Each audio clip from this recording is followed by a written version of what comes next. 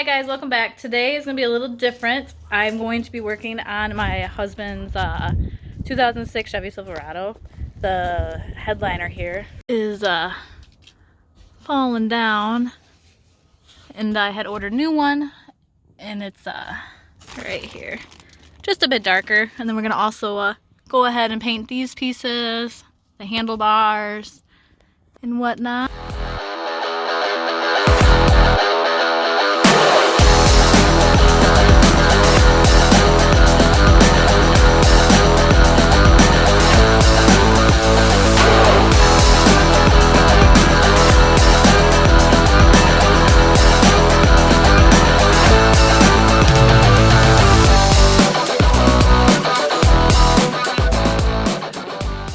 I do want to add, I am going to like deep clean this truck, so I'm going to take all the seats out because I'm just going to wing it to get this headliner out. But I'm pretty sure to be able to even get this headliner out of the Silverado, you have to take the seats out or lay them back anyway.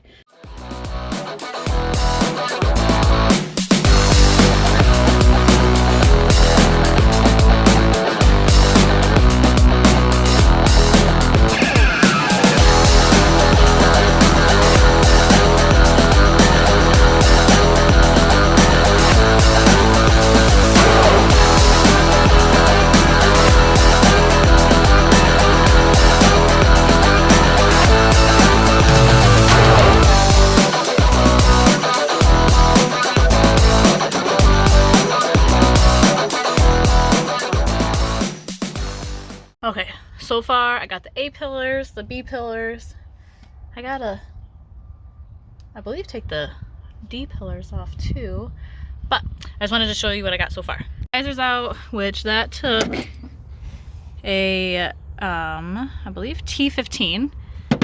And then up here was just a regular Phillips, and it just clipped into here. But as I was looking at it, I thought for sure, let's see if I can zoom out.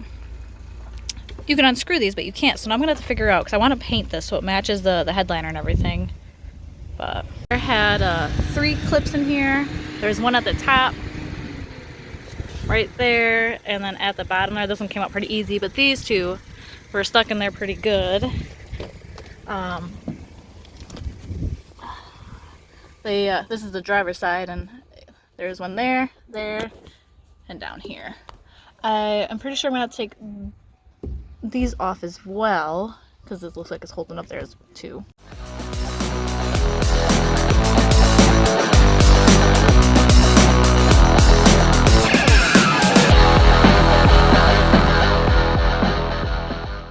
Okay, I got the front seats out, the center console. It's pretty dirty. Now to the back.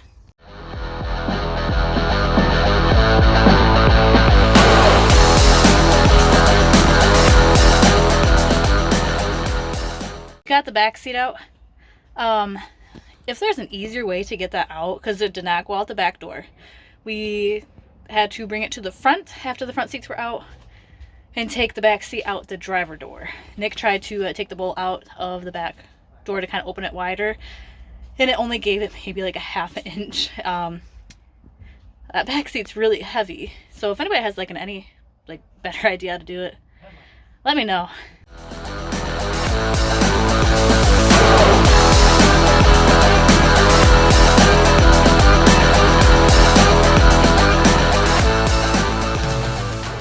Okay, seats are all out.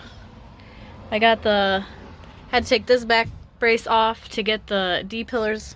There's some screws right here, but same thing, they just kind of clipped out. And then next is to get those things.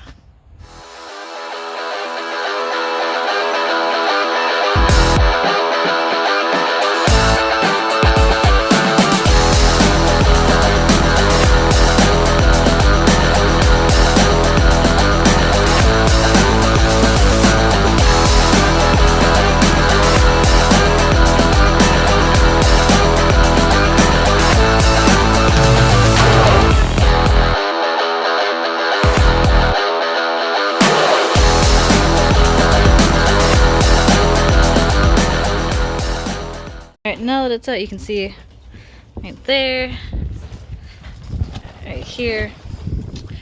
And up here was just falling apart.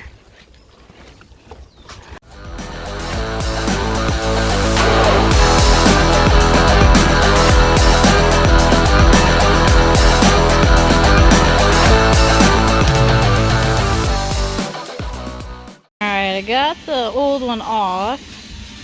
There is a couple of cracks in it, so I'm really hoping that the glue, it's a little windy, will hold it together. But there's the old one.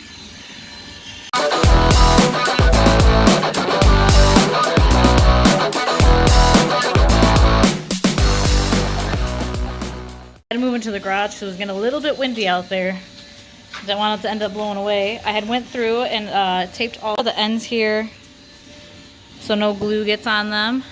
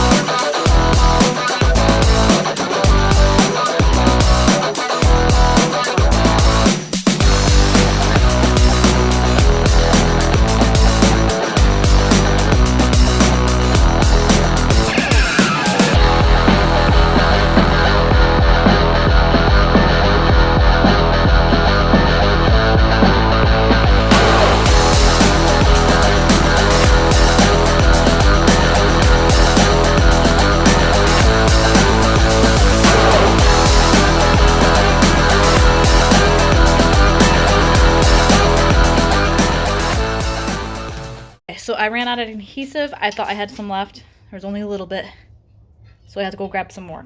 I have just this left. And of course I'd run out. So best if you do a big headliner like this, make sure you have 2 cans. Maybe even 3 for just in case, because you have to spray both sides to make sure it's really tacky to get it to stick really good. So.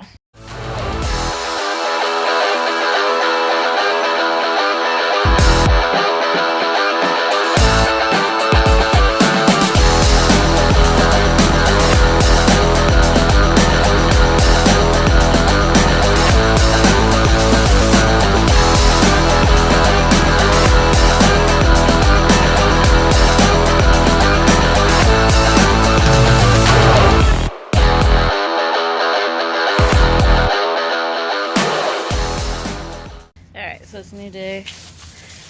I got some goodies.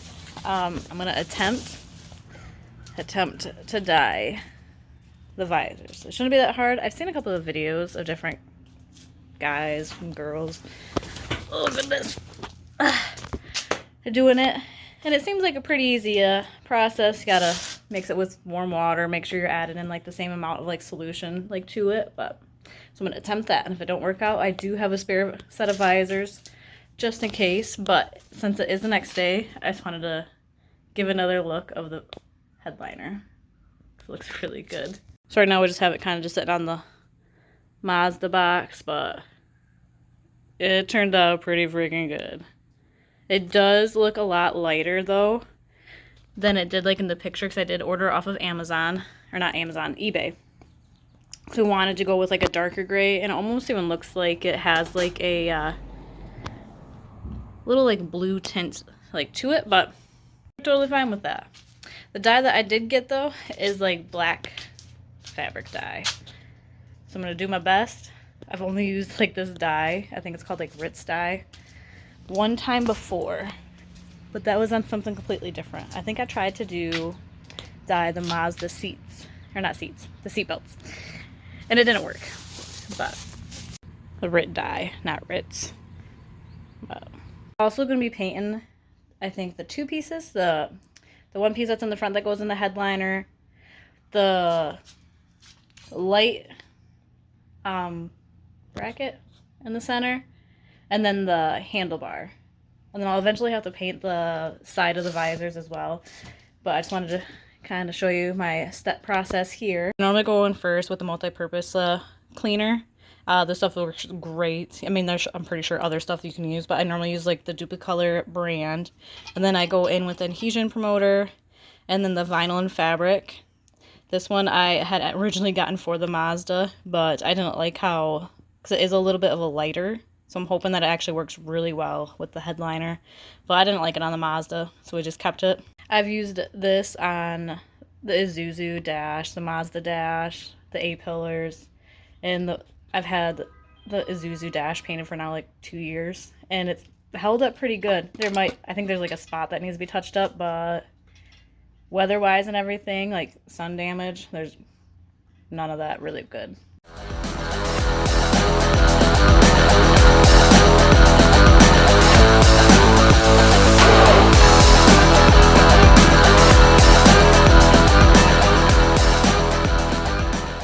Okay, so I got these pieces a little cut off. We're gonna get some screws just to screw it in afterwards.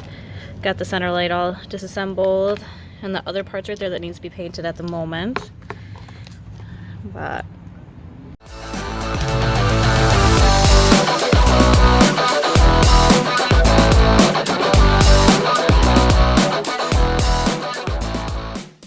alright, you can't really see it since it's just a clear layer, but got a first coat on. Let that dry for a few more minutes, and then do the painting. So Nick was vacuuming out the truck yesterday to kind of clean it up while I was doing everything else. And we had noticed, or should say he had noticed, that the rear tail light that's on the top of the cab, which I had the same issue with my Colorado, which kind of blew. But the carpet was wet and we couldn't figure out why, and the light was broken and it was dripping into the cab, and yeah, the carpet was a little wet and so was the insulation. It's a little rusty right here, so we're gonna clean that up. And there's a few other spots that I don't know if you can really see it very well, but like right here, all that right there, we're gonna clean that up so that it's just taken care of. But we had to end up like cutting the insulation, and I actually just have it sitting on the back of the truck just like kind of baking in the sun, because I have a fan in here right now because it's still a little damp just over there, but barely, just so it kind of really airs out. But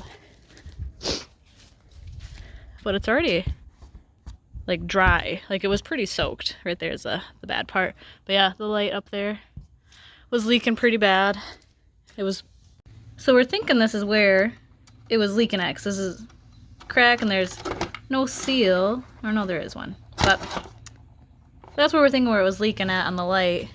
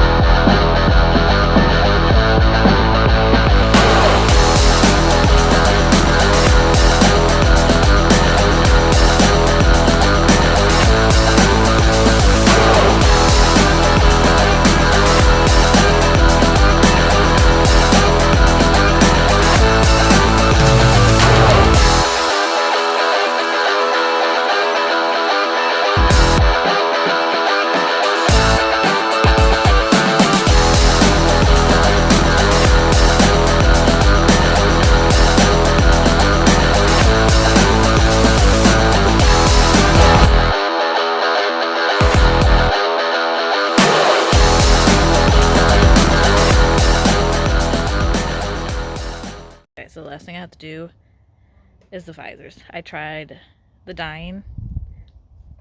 It didn't work out. Alright, so it got pretty close, but up here and a little bit over here is really blotchy. So since that didn't work out, I had ordered more fabric, and I'm going to rewrap the headliners which are way easier than I ever thought that they possibly could be. Here's the driver's side. And then here's one I already took apart. That's where the mirror is at. Have it all right here. Other parts in a little baggie. And there's no sewing or anything. These teeth, all you do is just take a putty knife. Where did I have it? And you just push the fabric in. And that's it.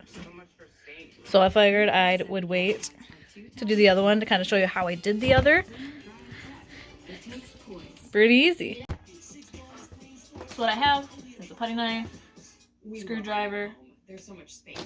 We have a guest room now. Knife, and just a little tiny toolkit that has like smaller, not Phillips, has smaller flatheads. You can keep it clean. At least Geico makes bundling our home and car insurance easy, which helps us save a lot of money. Oh, Teddy, did you get my friend request? Oh, I'll have to check. Joni's here. For bundling made easy, go to geico.com. So since I already did do this one, I feel more confident in cutting this one out because I did try to save the fabric as I had shown previously because I thought it would be easy to dye, but it wasn't.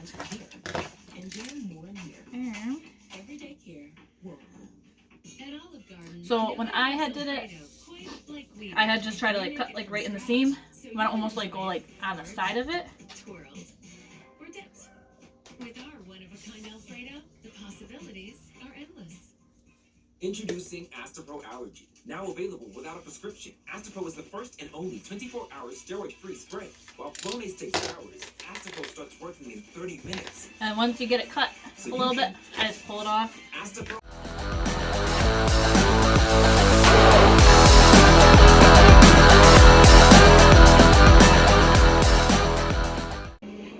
So there's a bunch of like holes in here, as you can see there.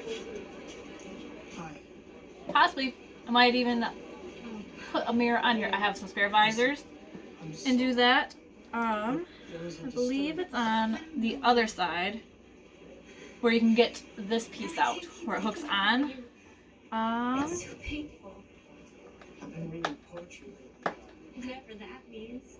Day by day, he gazed upon her. But to get this out, there is, and you can see them right here. I don't know if I can get a little closer. There's these two holes that has it in there that slides right out. John has seen my show 5 times. Harry has seen it twice. You just push down. My sick mother got out of bed to see it. Even my father. Pull it out. Backstage to borrow cash. And that's it for that. Okay, I have my pieces all painted. Now just to add the fabric.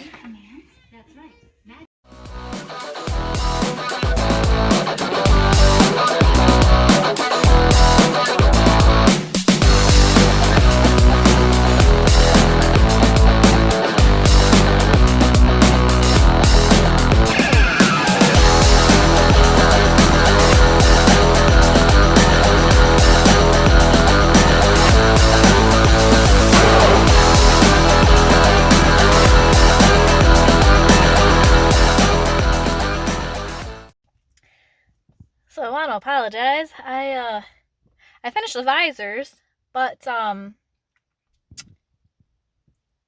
forgot to push record again. So my bad. But they look really good. Nick went ahead and just put them back in the other day.